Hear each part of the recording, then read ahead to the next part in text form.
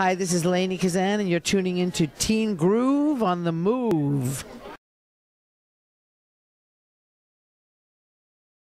Hey guys, this is Lenore from Teen Groove on the Move. We are at the Garden State Film Festival today, and I get to hang out with Lainie Kazan. Hello, how nice to meet you.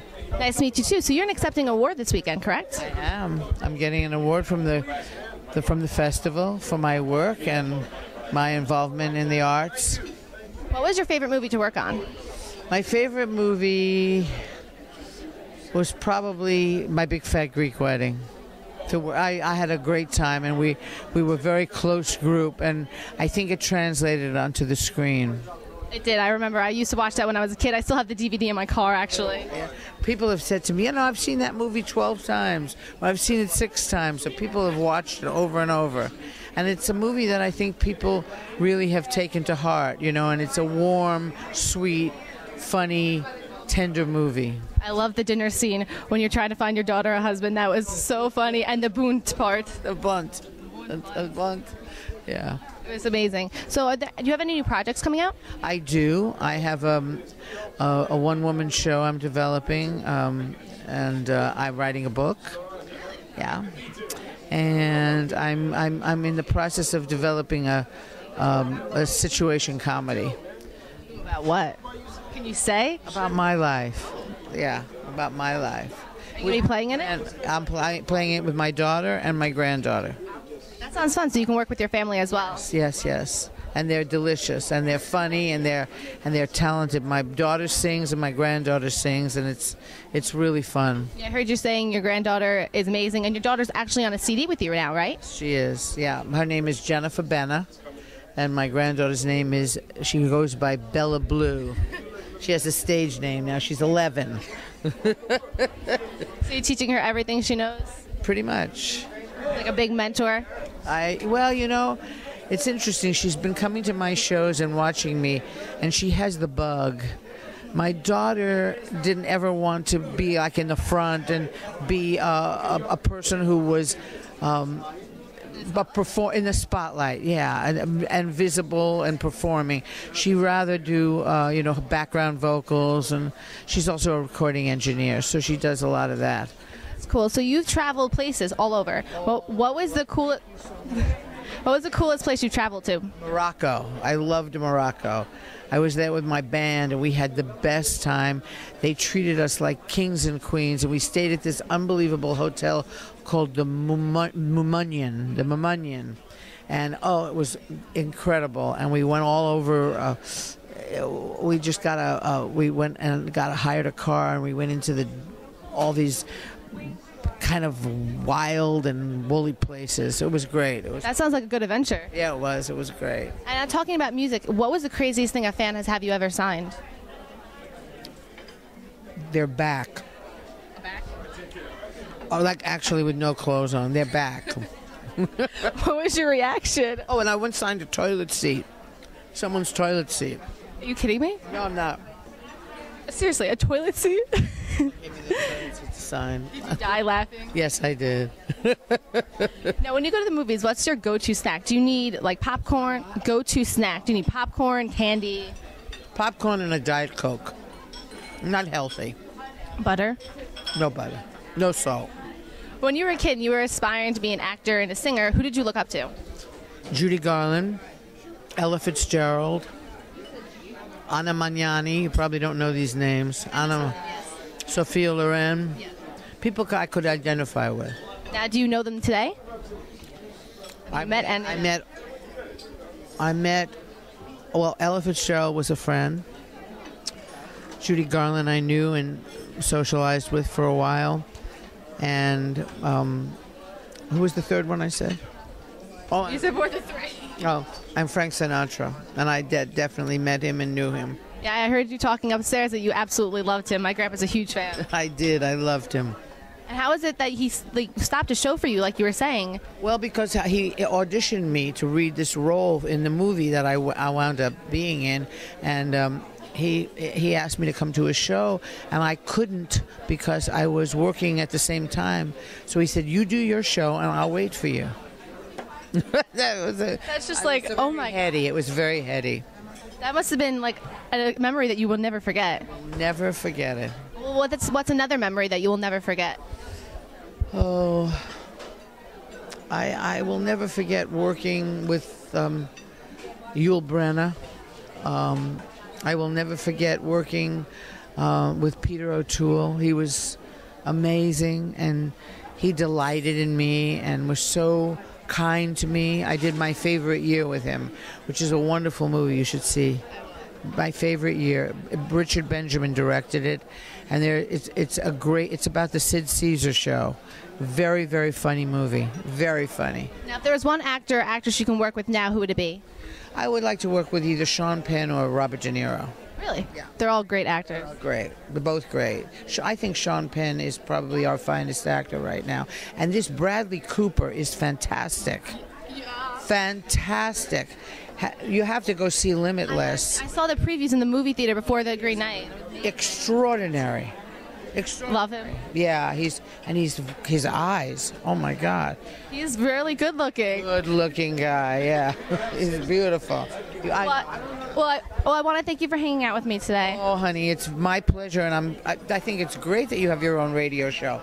Fantastic. Okay. Thank you.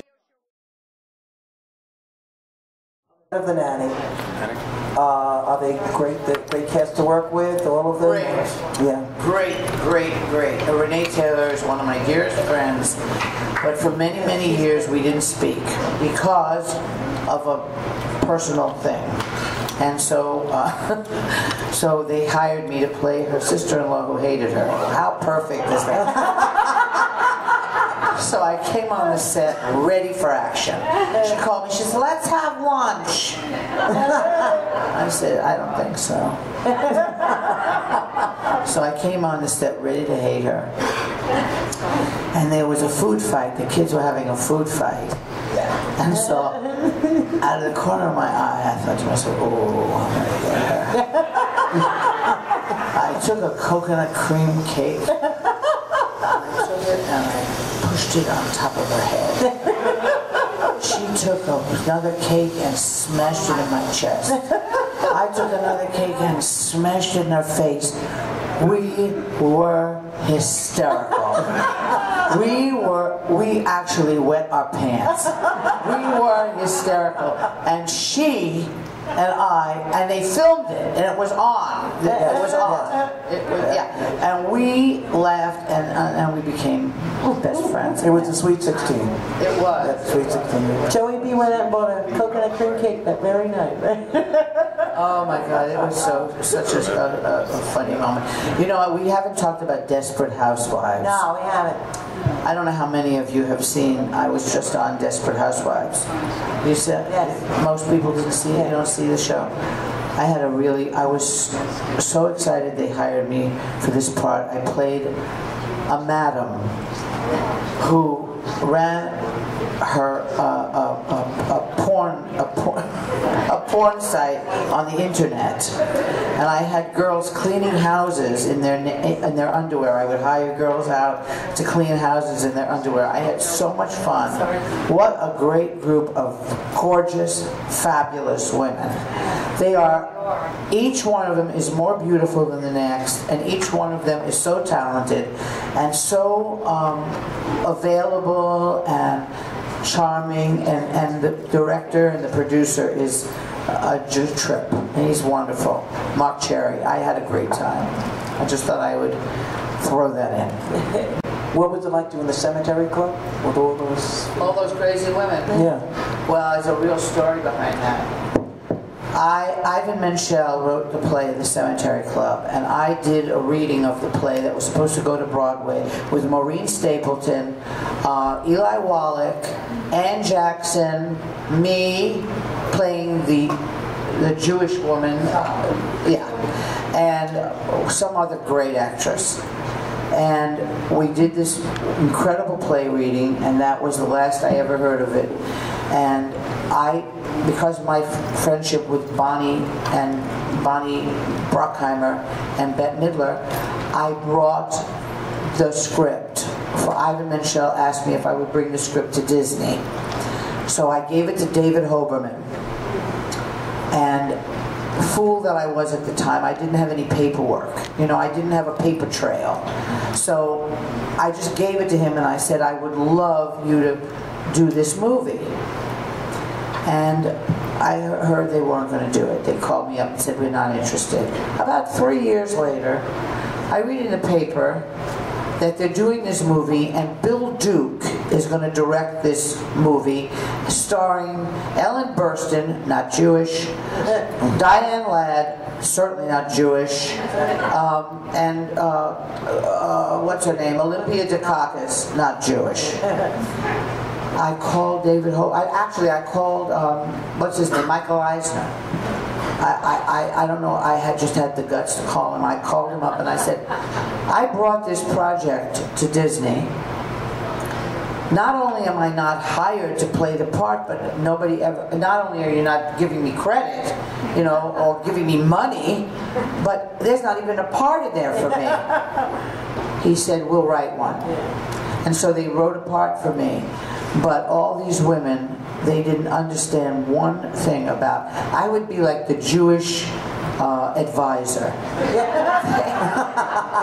He'd come up to me, Bill Duke, he'd say to me, what's a shiva?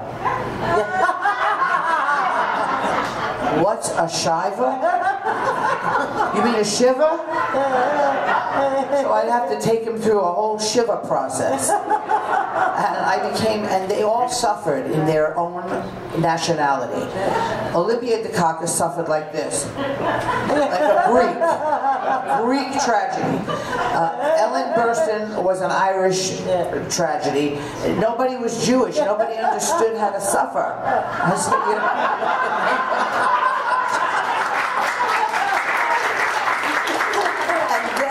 the most devastating story is I played a woman who was married 5 times. So 3 of these husbands I now kill off. And finally I'm on the 4th one. I'm dancing with him for hours and hours and hours. We're walking through mud and rain. We're dancing the cha-cha at the wedding. He drops dead. Oh, no. I mean, really. Died. The family calls me up to give the eulogy. I only knew this man for a day. This cannot be a true story. This is a true story. Yeah. He dropped dead and the family asked me to come to the funeral and give the eulogy. So I did. I didn't even know his last name. And then they sent me jewels. I said, oh, God. But it was an unbelievable experience. That kind of planted this, I mean, it's like forever embedded in my brain, this whole experience. It was actually a difficult experience.